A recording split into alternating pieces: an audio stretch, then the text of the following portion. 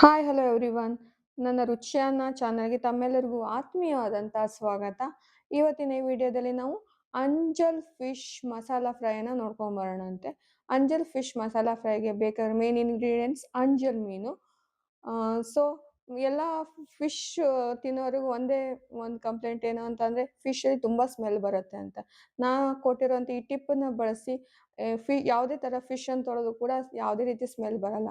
ಮೊದಲಾಗಿ ಒಂಚೂರು ಅರಿಶಿನ, ನಿಮ್ಮಲ್ಲಿ ಅಕ್ಕಿ ಹಿಟ್ಟಿದ್ರೆ ಅಕ್ಕಿ ಹಿಟ್ಟು, ಇಲ್ಲ ಅದಂದರೆ ಜೋಳದ ಹಿಟ್ಟು ಇದ್ರೆ ಜೋಳದ ಹಿಟ್ಟನ್ನು ಹಾಕಿ ಸ್ವಲ್ಪ ಉಪ್ಪನ್ನು ಹಾಕಿ ಫಿಶನ್ನು ಚೆನ್ನಾಗಿ ರಬ್ ಮಾಡಿಬಿಟ್ಟು ಅದನ್ನು ಒಂದೆರಡು ನಿಮಿಷ ಇಟ್ಬಿಟ್ಟು ಅದನ್ನು ಚೆನ್ನಾಗಿ ನೀರಲ್ಲಿ ತೊಳೆಯೋದ್ರಿಂದ ಯಾವುದೇ ರೀತಿಯ ಸ್ಮೆಲ್ ಇದ್ದರೂ ಫಿಶ್ ಸ್ಮೆಲ್ ಇದ್ದರೂ ಅದು ಹೊರಟೋಗ್ಬಿಡುತ್ತೆ.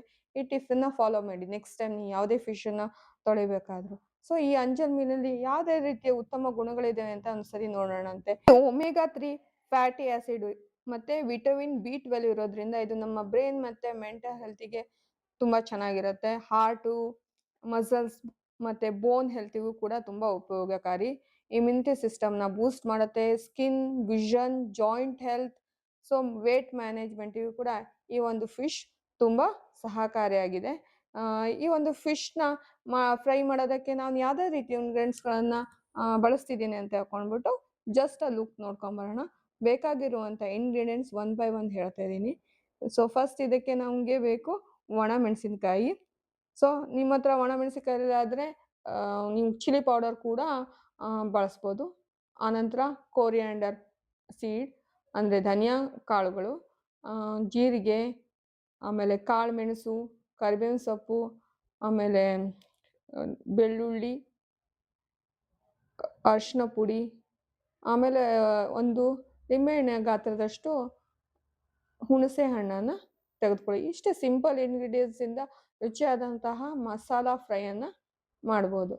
ನಾವು ಫಿಶನ್ನು ತಗೊಂಡು ಮ್ಯಾರಿನೇಟ್ ಮಾಡ್ಕೊಳ್ಳೋಣ.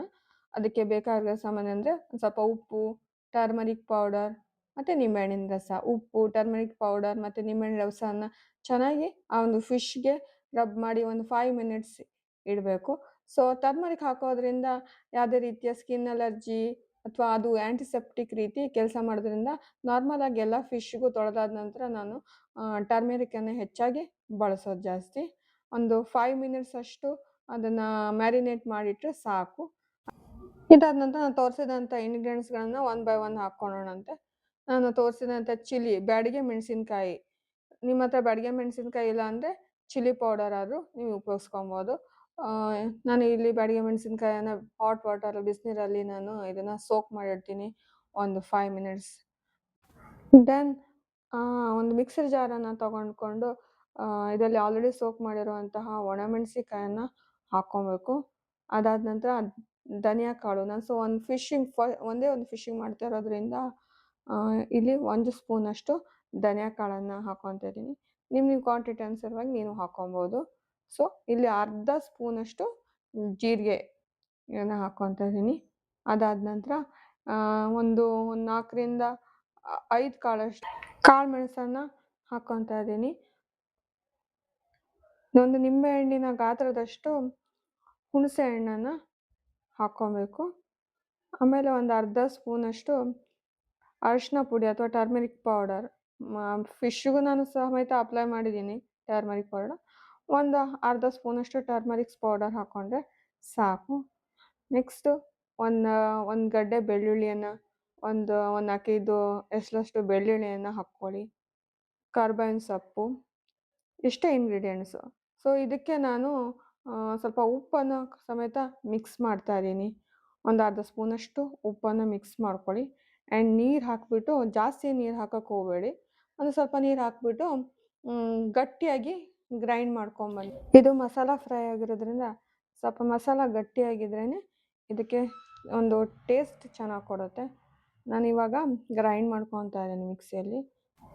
ಇಷ್ಟು ಥಿಕ್ಕಾಗಿ ಗ್ರೈಂಡ್ ಮಾಡಿಕೊಂಡ್ರೆ ಸಾಕು. ಇವಾಗ ಈ ಮಸಾಲಾನ ತೊಗೊಂಡ್ಬಿಟ್ಟು ಫಿಶ್ಗೆ ರಬ್ ಮಾಡ್ಕೊಂಡು 2 ಸೈಡು ಹಚ್ಬಿಟ್ಟು ಚೆನ್ನಾಗಿ ರಬ್ ಮಾಡಿಕೊಂಡು ಒಂದು 5 ಮಿನಿಟ್ಸ್ ಮ್ಯಾರಿನೇಟ್ ಆಗೋದಕ್ಕೆ ಬಿಡಿ. 5 ಮಿನಿಟ್ಸ್ ಫಿಶ್ ಮ್ಯಾರಿನೇಟ್ ಆದರೆ ಚೆನ್ನಾಗಿ ಒಂದು ಟೇಸ್ಟ್ ಚೆನ್ನಾಗಿ ಬರುತ್ತೆ. ಆನಂತರ ಒಂದು ಫ್ಯಾನ್ ತೊಗೊಂಡ್ಬಿಟ್ಟು ಅದಕ್ಕೆ ಆಯಿಲ್ ಹಾಕ್ಬಿಟ್ಟು ಮೇಕ್ ಶ್ಯೂರ್ ಆ ಆಯಿಲ್ ಚೆನ್ನಾಗಿ ಬಿಸಿ ಆಗಬೇಕು. ಬಿಸಿ ಆದ ನಂತರನೇ ಈ ಫಿಶ್ ಮಸಾಲ ಹಚ್ಚಿದಂಥ ಫಿಶನ್ನು ಹಾಕ್ಬಿಟ್ಟು ಅದರಲ್ಲಿ ಒಂದು 2 ಸೈಡು ರೋಸ್ಟ್ ಮಾಡಿ ಒಂದು 5-10 ಮಿನಿಟ್ಸ್ ಅಷ್ಟೊತ್ತಿಗೆ ಫಿಶ್ ಚೆನ್ನಾಗಿ ಬೆಂದು ಹೋಗ್ಬಿಡುತ್ತೆ. ಒಂದು 5 ಮಿನಿಟ್ಸ್ ಇದು ಮಾಡಿಕೊಂಡ್ರೆ ಸಾಕು, ಕುಕ್ ಮಾಡಿಕೊಂಡ್ರೆ ಸಾಕು. ಯಾಕಂತಂದರೆ ನಾವು ಮಸಾಲ ಹಾಕಿ ಕೂಡ ಮತ್ತೆ ಸತಿ ಅದನ್ನು ಫ್ರೈ ಮಾಡೋದ್ರಿಂದ 5 ಮಿನಿಟ್ಸ್ ಕುಕ್ ಮಾಡಿಕೊಂಡ್ರೆ ಸಾಕು. ನಾಳೆ ಸಂಡೇ, ಸೊ ಎಲ್ಲರ ಮನೆಯಲ್ಲೂ ಒಂದು ಭಾನುವಾರದ ಬಾಡೂಟ ಅಂತ ಹೇಳ್ಕೊಂಡು ಚಿಕನ್ನು ಮಟನ್ನು ಟ್ರೈ ಮಾಡೇ ಮಾಡ್ತೀರಾ. ಈ ಸಲ ಈ ಒಂದು ಫಿಶ್ ಫ್ರೈಯನ್ನು ಮಾಡ್ಕೊತೀನಿ. ಈ ಫಿಶಲ್ಲಿ ಒಮೆಗಾ 3, ವಿಟಮಿನ್ B12 ಹೀಗೆ ಹೆಲ್ತ್ ಬೆನಿಫಿಟ್ಸ್ ಇರುವಂಥ ಅಂಶಗಳಿದ್ದಾವೆ. ಅಲ್ಲದೆ ಇವಾಗ ಫಿಶ್ಶು ಚೆನ್ನಾಗಿ ಸಿಗುವಂಥ ಸೀಸನ್ ಇರ್ಬೇಕಾದ್ರೆ ಫಿಶ್ನ ಚೆನ್ನಾಗಿ ತಿಂದ್ಬಿಡ್ಬೇಕು. ಏಪ್ರಿಲ್ ಮೇ ಟೈಮಲ್ಲಿ ಹೋದ್ರಂತೂ ಅವಾಗಂತೂ ಫಿಶ್ಗಳು ಕೂಡ ಕಡಿಮೆ ಸಿಗುತ್ತೆ. ಇವಾಗ ಸೀಸನ್ ಇರೋದ್ರಿಂದ ಈ ಫಿಶ್ಗಳು ಚೆನ್ನಾಗಿ ಸಿಗುತ್ತೆ, ಸೊ ಮಾಡ್ಕೊತೀನಿ.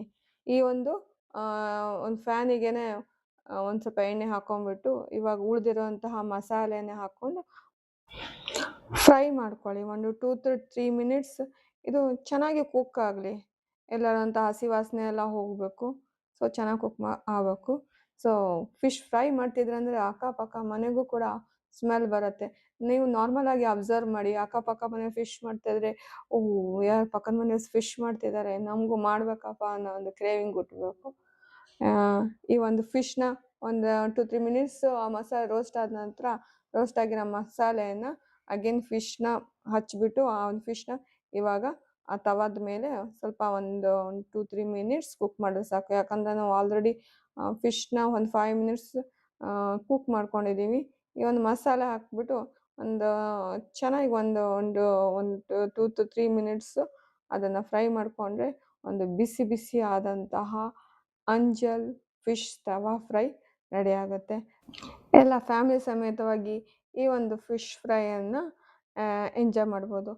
ಆ್ಯಂಡ್ ಹೇಗೆ ಬಂದಿತ್ತು ಫಿಶ್ ಫ್ರೈ ಅನ್ನೋದನ್ನು ಕಾಮೆಂಟ್ ಮಾಡಲಿಕ್ಕೆ ಮರಿಬೇಡಿ. ಇದು ಡೆಫಿನೆಟ್ಲಿ ಟ್ರೈ ಮಾಡ್ತೀರಾ ಅಂತ ಅಂದ್ಕೊಂಡಿದ್ದೀನಿ. ಇದೇ ಥರ ನನ್ನ ಚಾನಲನ್ನು ಸಪೋರ್ಟ್ ಮಾಡಿ, ಸಬ್ಸ್ಕ್ರೈಬ್ ಮಾಡಿ, ಶೇರ್ ಮತ್ತು ಕಾಮೆಂಟ್ ಮಾಡಿ.